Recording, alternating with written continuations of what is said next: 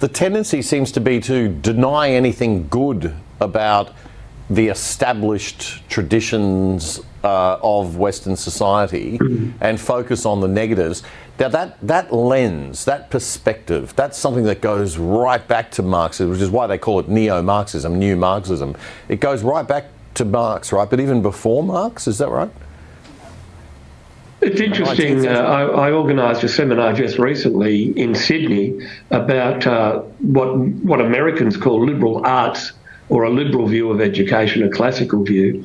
And one of the speakers made the point that it actually goes back to Nietzsche, the European philosopher, all those years ago, who put forward a very nihilistic view of society, who argued God does not exist, that man is in control. And it goes back to that idea that, and it was picked up by Marx and Engels in the Communist Manifesto, that you can build a utopia on this earth by denying religion, by destroying the family, by taking people and seeing them as part of the economy, if you like, the workers of the world. And it's very much about state control. It's very nihilistic. It's very destructive.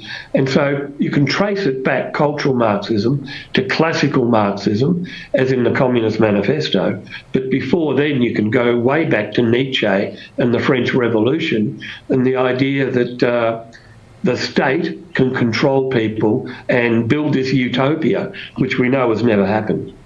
Right. So it does go back to like early 19th century, even late 18th century, coming right through to Marx into the early 20th century.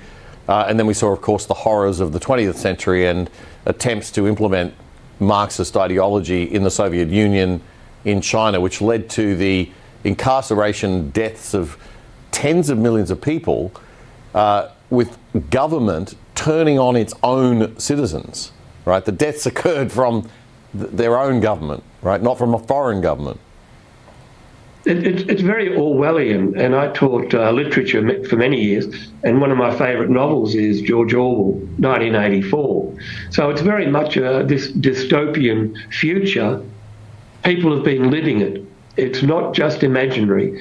If you look at the killing fields in Cambodia with Pol Pot, if you look at China under Mao, or certainly Russia under Lenin and Stalin, if you look at Cuba, I mean, any country that has tried to implement this so-called workers' paradise, it's been millions and millions of people killed, starved, and we see it even today in China, where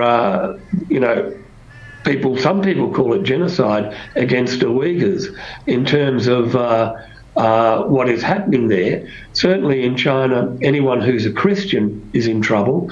And if you look at Russia under Putin, again, anybody who disagrees is silenced. It's a very nihilistic, as I said, philosophy that denies the idea that people can have free will, that people can have a conscience, people can have a religious faith.